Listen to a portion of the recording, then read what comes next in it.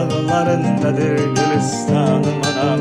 Sensiz tözməz ürək, Allah ayırmasın. Gederi zulmet ile geçer sensiz anım anam. Şöhretim şanım anam, melimat sanım anam.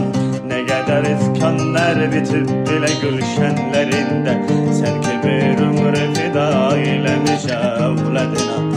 Ne kadar azap gizlenip saçının derlerinde. Mama Music Multimedya Portalı.